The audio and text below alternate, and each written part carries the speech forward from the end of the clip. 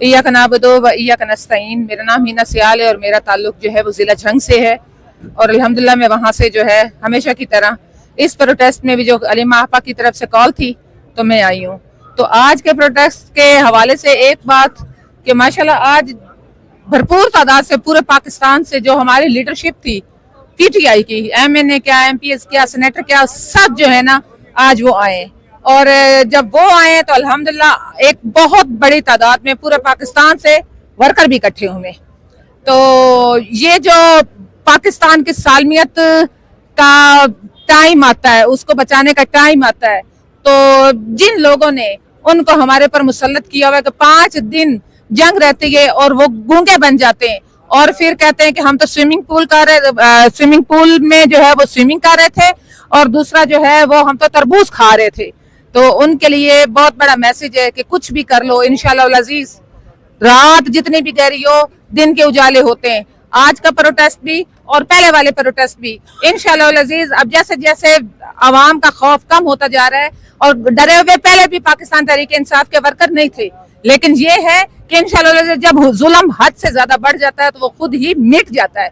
तो अब आपके मिटने का टाइम हुआ चाहता है और आज का प्रोटेस्ट इंशाल्लाह अजीज आपको एक बहुत बड़ा मैसेज देगा और एक इसमें बहुत बड़ा पैगाम है। और जो समझने वाली कान और आंखें होती हैं और जिनको इस चीज का अंदाजा होता है कि हमने चलो बहुत खा लिया और अब भी इज्जत बचा लिया, अगर अक्लमंद हुए तो जरूर इंशाल्लाह एक वो लीडर कि जो कि पूरी दुनिया में इस वक्त शौहरत की बुलंदियों को छू रहा है और वो हक और सच पे खड़ा है, वो उसका नजरिया जो है वो पाकिस्तान की आवाम के हर घर में जो है वो दाखिल हो चुका है। नजरिए जो है वो हमेशा जिंदा होते हैं, तारीख में जिंदा हो जाते हैं, हिस्ट्री में जिंदा हो जाते हैं। नजरियों को आप खत्म नहीं कर। खान साहब जो है वो एक नजरिया है और नजरिए को आप जो हो वो अडयाला की सलाखों के पीछे लेकर बैठे हो। आप अदलिया को भी आजाद करो। ये देखा हमारा आज का नारा, जहां पर खान साहब की रिहाई है वहां पर ये जजों को भी रिहाई दी जाए।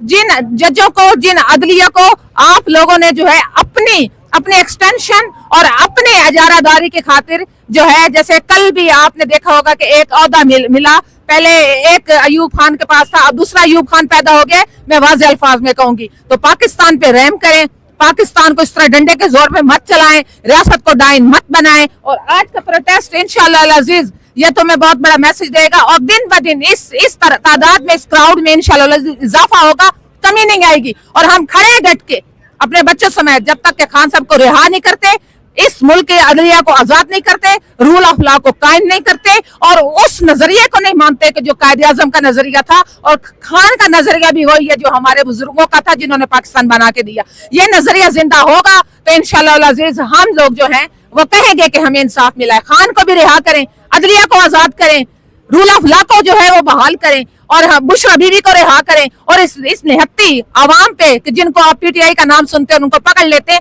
उन पे रहम करें, ये नाहक गिरफ्तारियां बंद करें। अरसे के बाद एक दफा रौनक लगी है इस्लामाबाद के रेड जोन में। पहले पीटीआई कारकुनान या लीडरशिप को तो कभी नहीं छोड़ा जाता था, उनके ऊपर मुकदमात बना दिए जाते थे। एक बड़े अरसे के बाद पीटीआई एक जोश और जज्बे के साथ जहाँ पर पुरअमन मुजाहिरा कर रही है और दूसरी जानिब पुलिस हमने देखा कि साइडों पे बड़े आराम से। बहुत अच्छी बात है, ये एक बहुत अच्छा देखें, रियासत जो है वो माँ होती है। अगर माँ को आप देखें, इस्लामी जमहूरियत पाकिस्तान जमहूरियत हमें आजादी का देता है दर्ज कि हम जमहूरियत है, इसमें हम आजाद हैं।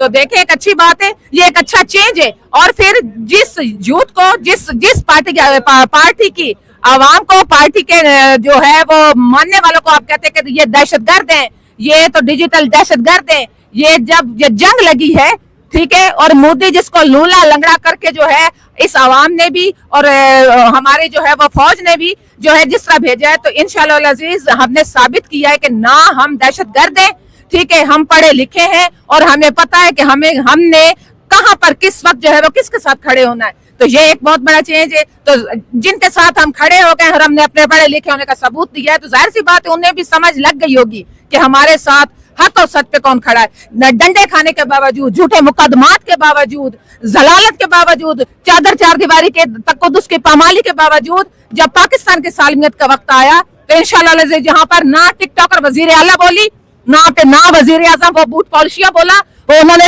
एक मुजरमाना खामोशी इख्तियार की वो पाकिस्तान की सालमियत पे बात ना कर सके। और फिर इस वक्त पे जबकि निहत्ती अवाम खान के सपोर्टर, खान के मानने वाले वो पाकिस्तान का नजरिया जो है बयान किया, तो उसके बावजूद मैं कहती हूँ कि ये अच्छा चेंज है।